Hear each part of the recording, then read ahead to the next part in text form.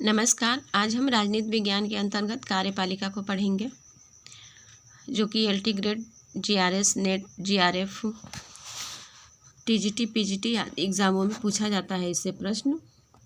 और अगर आप इस चैनल पर नए हैं तो इसको सब्सक्राइब कर लीजिए ताकि आने वाली हर वीडियो आप तक सबसे पहले पहुँचे। स्टार्ट करते हैं। इसमें पहला प्रश्न है, शासन के एकात्मक स्वरूप में। तो शासन के एकात्मक स्वरूप में ऑप्शन ए में है कि कार्यपालिका एवं विधायिका की शक्तियों का पृथक्करण होता है। ऑप्शन बी में है कि शक्तियों का विभाजन होता है। ऑप्शन सी है कि कार्यपालिका का गठन विधायिका के सदस्यों में से होता है। ऑप्शन डी है एक दलीय व्यवस्था होती है। तो इसमें जो ऑप्शंस दिए हुए हैं वो सही नहीं है।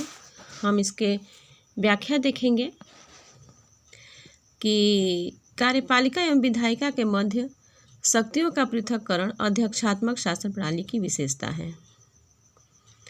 शक्तियों का विभाजन संघात्मक व्यवस्था में पाया जाता है। तीसरे विकल्प में संसदीय व्यवस्था की विशेषता प्रकट होती है। चतुर्थ में एक दलीय व्यवस्था को एकात्मक शासन से संबंधित नहीं किया जा सकता। एकात्मक शासन व्यवस्था एक दलीय, द्विदलीय और बहुदलीय किसी भी दलीय व्यवस्था से संबंधित हो सकता है। नेक्स्ट है, कार्यपालिका के नामधारी अध्यक्ष का सर्वोत्तम उदाहरण है। तो कार्यपालिका के नामधारी अध्यक्ष का सर्वोत्तम उदाहरण है अमेरिका, रूस, इंग्लैंड और चीन। तो इसमें जो है वो है इंग्लैंड कार्यपालिका के नामधारी अध्यक्ष का सर्वोत्तम उदाहरण है। इसकी व्याख्या है कि संसदीय शासन प्रणालियों में दो प्रकार की कार्यपालिका का उल्लेख मिलता है, नाम मात्र की और वास्तविक कार्यपालिका। इंग्लैंड में नाम मात्र की कार्यपालिका राजा को कहा जाता है। इंग्लैंड में नाम मात्र की कार्यपालिका राजा को कहा जाता है तथा वास्तविक कार्यकारी शक्तियों का प्रयोग प्रधानमंत्री के नेतृत्व में मंत्रिपरिषद करती है। और भारत की संसदीय प्रणाली में भी दोनों प्रकार की कार्यपालिका पाई जाती है। इंग्लैंड नामधारी अध्यक्ष का सर्वोत्तम उदाहरण है। नेक्स्ट क्वेश्चन है, निम्न में से किस देश में बहुल कार्यपालिका है। तो बहुल कार्यपालिका किस में है? नेपाल में है, जर्मनी में है, स्विट्जरलैंड में है या इंग्लैंड में है। तो बहुल कार्यपालिका जो है वो स्विट्जरलैंड में है। स्विट्जरलैंड में 7 सदस्यों वाली बहुल कार्यपालिका वर्तमान में है। कितने सदस्यों वाली है? तो 7 सदस्यों वाली है। कार्यपालिका में शामिल 7 सदस्यों में शक्ति और उसके प्रयोग की समानता है। इन 7 सदस्यों में बारी बारी से एक अध्यक्ष नियुक्त होता है, जिसकी भूमिका केवल कार्यपालिका के सदस्यों की अध्यक्षता करना है। नेक्स्ट क्वेश्चन है कि राज्य की विधायी एवं कार्यपालिक शक्तियों को नियंत्रित करने हेतु मॉन्टेस्क्यू ने किस सिद्धांत का प्रतिपादन किया। तो मॉन्टेस्क्यू ने किस सिद्धांत का प्रतिपादन किया है? विधायिका की सर्वोच्चता का, कार्यपालिका की सर्वोच्चता का, नियंत्रण एवं संतुलन का या तानाशाही राज्य का। तो यह है नियंत्रण एवं संतुलन का। मॉन्टेस्क्यू ने इस सिद्धांत का प्रतिपादन किया है। इसकी व्याख्या देखेंगे कि मॉन्टेस्क्यू ने अपनी प्रसिद्ध पुस्तक स्पिरिट ऑफ लॉज में शक्ति पृथक्करण के सिद्धांत से उत्पन्न समस्या के समाधान के लिए नियंत्रण एवं संतुलन के सिद्धांत का प्रतिपादन किया। इस सिद्धांत का सूत्र है कि व्यक्ति की स्वतंत्रता के लिए शासन के अंगों के बीच शक्ति का पृथक्करण होना चाहिए, साथ ही प्रशासनिक संचालन सुचारू रूप बना रहे, इसलिए प्रत्येक अंग का अन्य अंग की शक्तियों का भाग होना चाहिए और इसके कार्यों पर कुछ नियंत्रण होना चाहिए। नेक्स्ट है कि शक्तियों के पृथक्करण के सिद्धांत का प्रवर्तक है। तो शक्तियों के पृथक्करण के सिद्धांत का प्रवर्तक है Machiavelli, Montesquieu, Saint Thomas Aquinas या बेंथम। तो यह है मॉन्टेस्क्यू। अभी हमने देखा। तो शक्ति पृथक्करण के सिद्धांत का प्रवर्तन मॉन्टेस्क्यू ने किया था। विधायिका, कार्यपालिका और न्यायपालिका के मध्य शक्तियों का पृथक्करण व्यक्ति की स्वतंत्रता के संरक्षण के लिए मॉन्टेस्क्यू महत्वपूर्ण मानते हैं। इस सिद्धांत के कुछ संकेत लॉ की पुस्तक सिविल गवर्नमेंट में भी मिलते हैं। ब्रिटेन के एक विधि शास्त्री ब्लैक स्टोन ने भी शक्ति के पृथक्करण के सिद्धांत का बाद में विस्तार से विवेचन किया था। तो बाद में शक्ति के पृथक्करण के सिद्धांत का विवेचन किसने किया? तो उनका नाम है शास्त्री ब्लैकस्टोन। जो ब्रिटेन के एक विधि शास्त्री थे, उनका नाम था ब्लैकस्टोन। संसदीय शासन में कार्यपालिका किसके प्रति उत्तरदायी होती है? तो संसदीय शासन में कार्यपालिका किसके प्रति उत्तरदायी होती है? राज्याध्यक्ष के प्रति, संसद के निचले सदन के प्रति, लोकसभा अध्यक्ष के प्रति या विरोधी दल के नेता के प्रति? तो वह होती है संसद के निचले सदन के प्रति। संसदीय शासन में कार्यपालिका उत्तरदायी होती है संसद के निचले सदन के प्रति। संसदीय शासन व्यवस्था में प्रायः 2 सदन पाए जाते हैं, जिनमें से एक को प्रथम एवं निम्न सदन, उसको लोकप्रिय सदन भी कहा जाता है, तथा दूसरे को द्वितीय एवं उच्च सदन कहा जाता है। भारत और ब्रिटेन में इन दोनों सदनों को क्रमशः राज्यसभा और लोकसभा तथा हाउस ऑफ लॉर्ड्स और हाउस ऑफ कॉमन्स कहा जाता है। कार्यपालिका संसद के निचले सदन के प्रति उत्तरदायी होती है। भारतीय संविधान के अनुच्छेद 75वें अनुच्छेद 3 में के अनुसार मंत्रिपरिषद अर्थात कार्यपालिका सामूहिक रूप से लोकसभा के प्रति उत्तरदायी होती है। नेक्स्ट क्वेश्चन है कि कार्यपालिका का प्रमुख कार्य है। तो कार्यपालिका का प्रमुख कार्य क्या है? कानून बनाना, न्याय करना, प्रशासन चलाना या कूटनीति। तो कार्यपालिका का जो प्रमुख कार्य है वो प्रशासन चलाना है। ऑप्शन सी सही है। वर्तमान में सभी प्रकार की शासन व्यवस्थाओं जैसे संसदात्मक, अध्यक्षात्मक तथा अन्य में सरकार के 3 अंग माने जाते हैं, जो कार्यपालिका, व्यवस्थापिका और न्यायपालिका के नाम से जाने जाते हैं। इसमें कार्यपालिका का काम कानून को लागू करना है और उसकी समुचित देखभाल करना, विदेश से संबंध बनाना और प्रशासन चलाना है। संसदीय सरकार में कार्यपालिका की वास्तविक शक्तियाँ किसमें निहित होती हैं? तो संसदीय सरकार में कार्यपालिका की वास्तविक शक्तियाँ प्रधानमंत्री में निहित हैं, संसद में निहित है, मंत्रिपरिषद में निहित है या राष्ट्रपति में निहित है? तो यह निहित है मंत्रिपरिषद में। संसदीय सरकार में कार्यपालिका की वास्तविक शक्तियाँ प्रधानमंत्री की अध्यक्षता वाली मंत्रिपरिषद के पास होती हैं।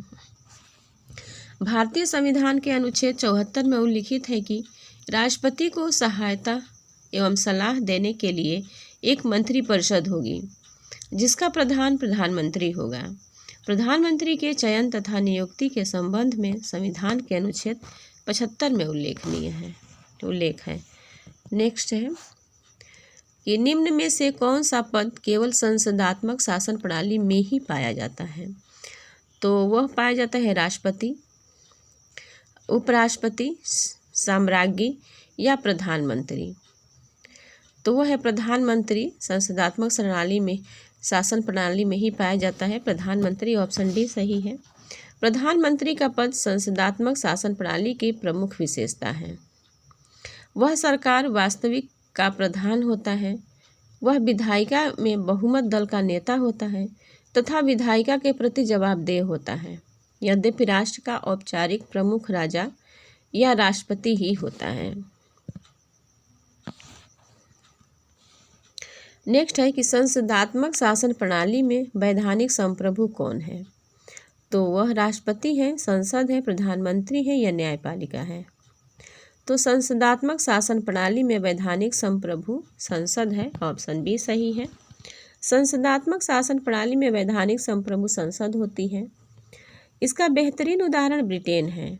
ब्रिटेन की संसद की शक्तियों पर कम से कम सिद्धांत रूप में कोई रोक नहीं है, क्योंकि वहाँ पर कोई लिखित संविधान नहीं है।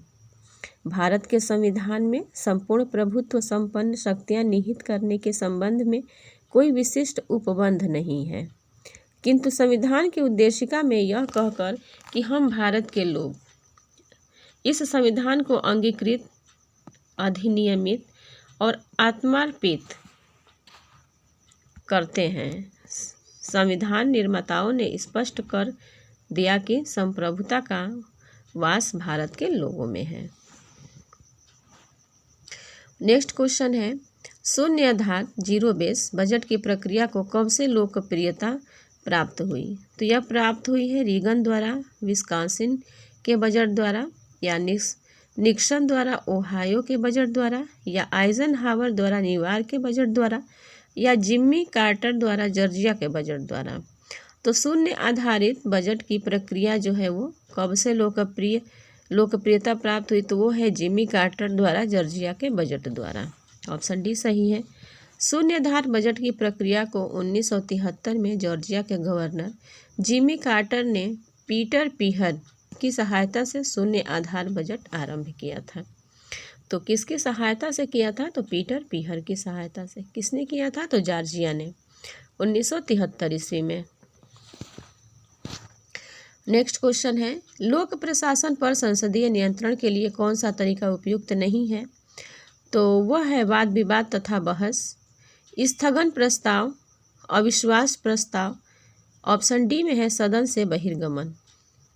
तो लोक प्रशासन पर संसदीय नियंत्रण के लिए जो तरीका उपयुक्त नहीं है वो है संसद से बहिर्गमन। ऑप्शन डी सही है।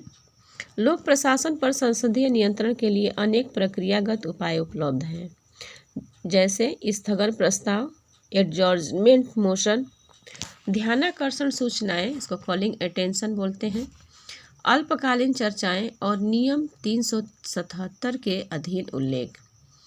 इसी तरह सदस्य सार्वजनिक रुचि के मामलों पर चर्चाएं उठाने के लिए विभिन्न प्रस्ताव, मोशन और संकल्प, रेजोल्यूशन पेश कर सकते हैं और सदन तथा सरकार का ध्यान उनकी ओर दिला सकते हैं। संसद में वाद विवाद आरंभ करने के लिए उक्त उपायों के प्रयोग के लिए दोनों सदनों के प्रक्रिया नियमों में शर्तें दी गई हैं। सदन से बहिर्गमन लोक प्रशासन पर संसदीय नियंत्रण के लिए उपयुक्त तरीका नहीं है। सत्ता का विलय एक विशेषता है, तो सत्ता का विलय संसदीय सरकार की विशेषता है, अध्यक्षीय सरकार की विशेषता है, इनमें से दोनों की है या इनमें से कोई नहीं, किसी की नहीं। तो सत्ता का विलय जो है वो संसदीय सरकार की एक विशेषता है। ऑप्शन ए सही है। सत्ता का विलय संसदीय सरकार की एक विशेषता है, क्योंकि संसदीय सरकार में कार्यपालिका और विधायिका आपस में मिली होती हैं, अर्थात विधायिका के सदस्य ही कार्यपालिका का गठन करते हैं तथा कार्यपालिका विधायिका या व्यवस्थापिका के प्रति उत्तरदायी होती है। नेक्स्ट है, निम्नलिखित में से कौन अल्पसंख्यकों के प्रतिनिधित्व की पद्धति नहीं है, तो यह है आनुपातिक प्रतिनिधित्व, संचित मत प्रणाली, सीमित मत प्रणाली या सार्वभौमिक मताधिकार प्रणाली। तो यह है अल्पसंख्यकों के प्रतिनिधित्व की पद्धति जो नहीं है वो है सार्वभौमिक मताधिकार प्रणाली। ऑप्शन डी सही है। सार्वभौमिक मताधिकार प्रणाली अल्पसंख्यकों के प्रतिनिधित्व की पद्धति नहीं है। इस प्रणाली के तहत बहुमत अर्थात सबसे अधिक मत प्राप्त करने वाले प्रत्याशी को विजयी घोषित किया जाता है। अतः इस प्रणाली में अल्पसंख्यकों को पर्याप्त प्रतिनिधित्व नहीं प्राप्त होता है। आनुपातिक प्रतिनिधित्व प्रणाली, सीमित मत प्रणाली, सिंचित या एकत्रित मत प्रणाली, पृथक निर्वाचन प्रणाली या सांप्रदायिक प्रतिनिधित्व प्रणाली, सुरक्षित स्थगन युक्त निर्वाचन प्रणाली आदि के तहत अल्पसंख्यकों को भी उचित प्रतिनिधित्व प्राप्त होता है। नेक्स्ट है, एक संसदीय प्रकार की सरकार में निम्नलिखित में से कौन वास्तविक कार्यकारी शक्तियों का उपभोग करता है, तो वो है राज्य का प्रमुख, मंत्रिमंडल, सर्वोच्च न्यायालय और संसद।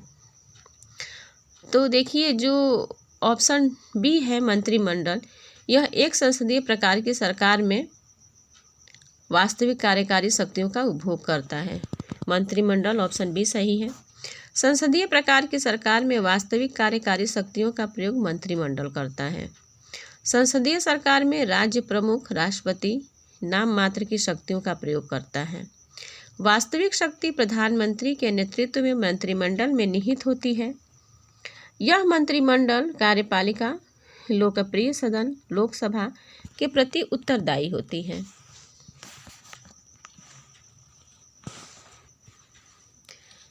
नेक्स्ट है, कार्यपालिका का प्रमुख कार्य है, तो कार्यपालिका का प्रमुख कार्य है कानून बनाना, नीति निर्धारित करना, कानून को लागू करना या उपर्युक्त सभी।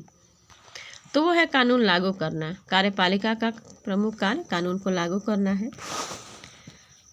भारत में संसदीय लोकतंत्र प्रणाली अपनाई गई है। इस प्रणाली में कार्यपालिका शक्ति मंत्रिमंडल में निहित है।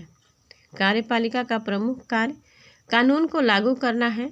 संविधान के अनुच्छेद 73 के अधीन संघ की कार्यपालिका शक्ति का विस्तार उन विषयों तक होगा जिनके बारे में संसद कानून बना सकती है, और उन सभी अधिकारों के प्रयोग तक होगा जो किसी अंतर्राष्ट्रीय संधि या करार के आधार पर भारत सरकार को प्राप्त होंगे। और यह है इस सीरीज का अंतिम प्रश्न। तो ये प्रश्न आपको कैसे लगे कमेंट बॉक्स में ज़रूर बताइएगा, और आपको कुछ सुझाव देना हो तो ज़रूर दीजिएगा। और आप चैनल पर नए हैं तो इसको सब्सक्राइब कर लीजिए। धन्यवाद।